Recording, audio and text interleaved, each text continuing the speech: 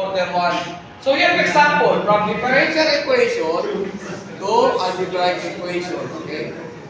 Okay, you have now example dy dx. So dy dx is a differential equation equal to 2x. So differential equation, changing that into algebraic equation. So what will you do? dy dx, okay? You transfer or you cross multiply. dy is equals to 2x dx. To attain algebraic equation, what will you do? You apply integration. Okay?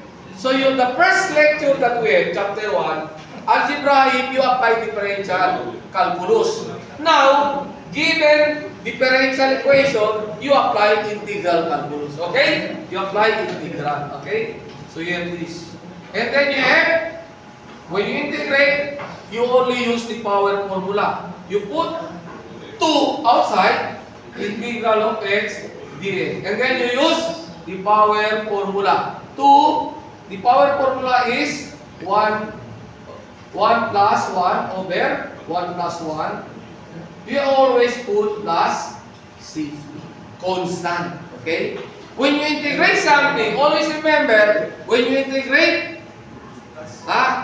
in order to attain algebraic, you have to have plus c. So y now will be equal to, what will happen? 2 over 2 x2 squared plus c.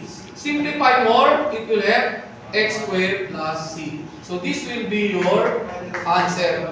This is now the algebraic expression. Okay?